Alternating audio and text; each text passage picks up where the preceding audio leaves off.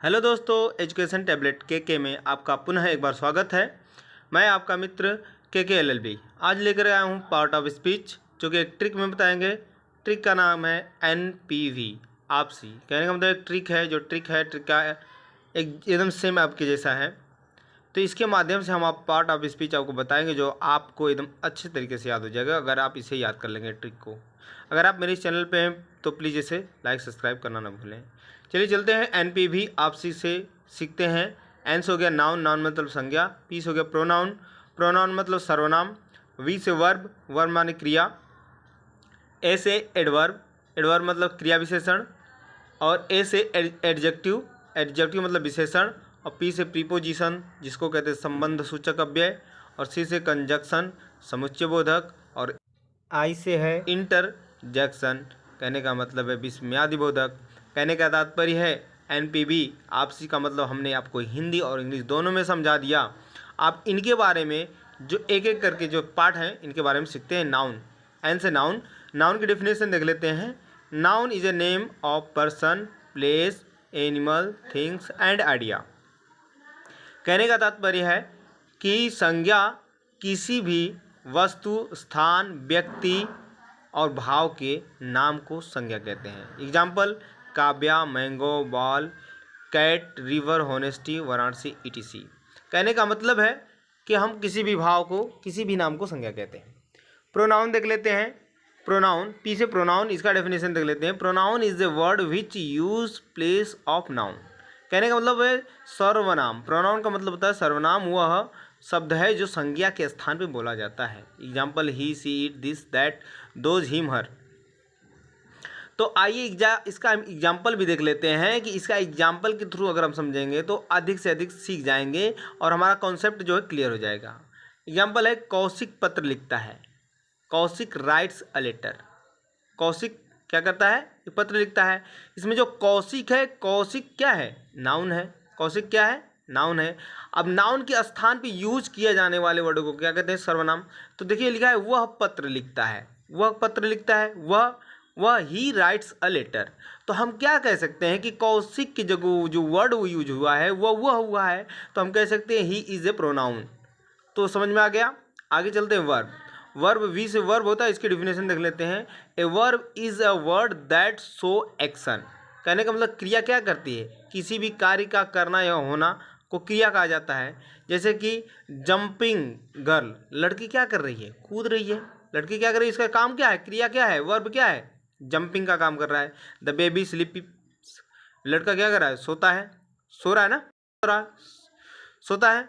A man it's a burger, एक man क्या खाता है? एक बर्गर खाता है।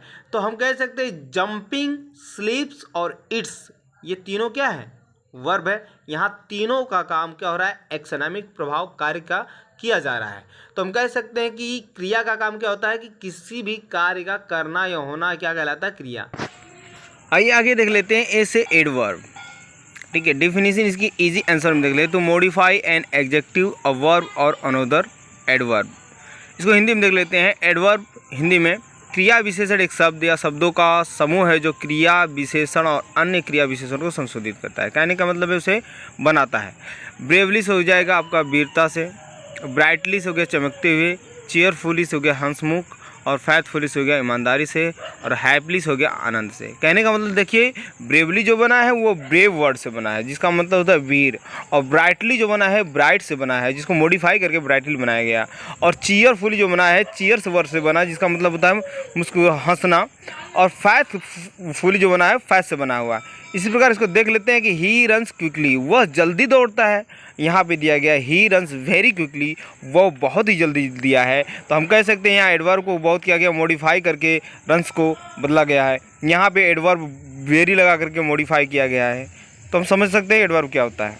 आगे चलते हैं। एन एग्जेक्टिव, कहने का मतलब ए से एग्जेक्टिव आ जाता है। अब इसको देख लेते हैं। An adjective gives more information about a noun और pronoun by answering one of these question. आइए इसको हिंदी में थोड़ा सा देख लेते हैं कि विशेषण शब्द का संबंध विशेषता बताने से है। जो शब्द संज्ञा या सर्वनाम की विशेषता बताते हैं उन्हें विशेषण कहते हैं। जैसे वह एक सुंदर घर है, यहाँ पर सुंदर शब्द घर की विशेषता बता रहा है, इसलिए सुंदरता सुंदर एक विशेषण है। दोस्तों अगर आप मेरे इस चैनल पर नए हैं तो प्लीज़ चैनल को सब्सक्राइब करना ना भूलें और इसे अधिक से अधिक शेयर करें। तो इसका देख लेते हैं कुछ प्रकार। व्हाट काइंड्स जैसे blue cars, long rope, tall person, big house. Blue car मतलब नीली कार, इसमें नीला कार का क्या वर्णन किया, विशेषता है नीली कार है। और रोप रस्सी कैसी है, लंबी है। आदमी कैसा है, लंबा है। और हाउस कैसा है, बड़ा है।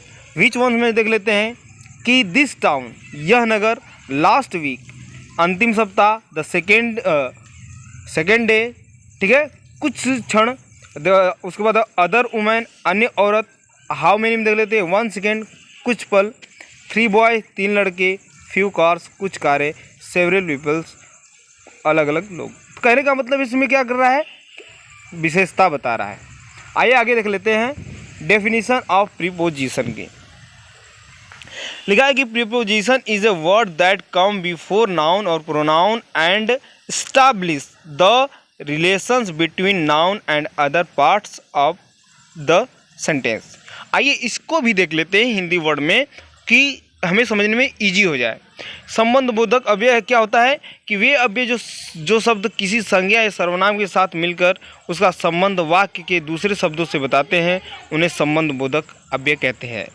जैसे देख लेते हैं, लुक एट द पिक्चर। कहने का तात्पर्य पिक्चर का संबंध बताया जा रहा है देखने से। कह रहा है कि पिक्चर पे देखो। तो एट जो लगा है तो हमारा क्या है, प्रीपोजिशन है। दूसरा है Apple on the table. Save किस पे है, एक मेज पे है। सेव का संबंध मेज के द्वारा बताया गया है।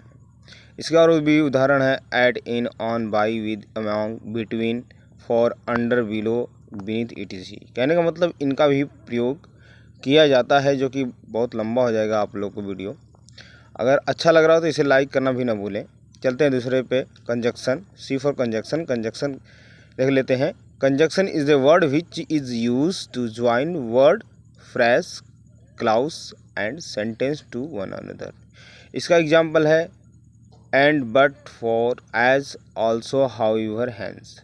इसको आइए हिंदी में देख लेते हैं, समझने में आसानी होगी। संयोजक की परिभाषा, दो वाक्य अथवा शब्दों को जोड़ने की प्रक्रिया संयोजक कहलाती है। जैसे और, क्योंकि, लेकिन, यदि, के बीच में आदि। इसके भी कुछ एग्जाम्पल देख लेते हैं। जैसे कि दिया गया एग्जाम्पल में है कि राज एंड राव आर फ्रेंड। तो देखिए राज का संबंध राव से क्या बता रहा है, एंड जो लगाया गया है वो बता रहा है। दूसरा है यू गिव मी वाटर और जूस, या आप हमें पानी दीजिए या जूस दीजिए। इससे हम समझ जाएंगे कि ये हमारा क्या है, संबंध बताता है। Definition of interjection, I for interjection. इसमें है an interjection is one of the part of speech which is a word that is used to express internal or sudden feeling like joy, sorrow, emotion, excitement in any sentence। कहने का तात्पर्य है कि विस्मयादि बोधक अव्यय वह शब्द है जिससे हर्ष अर्थात खुशी, शोक अर्थात दुख, आश्चर्य, आशीर्वाद इत्यादि जैसे भावनाओं का आकस्मिक भाव प्रकट हो, विस्मयादि बोधक अव्यय कहलाता है। उदाहरण में अरे, हाय, शाबाश, बहुत अच्छा, वाह वाह, ओह, छी छी, क्या इत्यादि आता है। तो कहने का मतलब है, इसमें हम थोड़ा सा एग्जाम्पल भी देख लेते हैं। Hey what are you doing today. Second है wow you look so beautiful. Third है bravo you spelled it correctly. Four है हाँ, व्हाट आर प्रेजेंट सरप्राइज।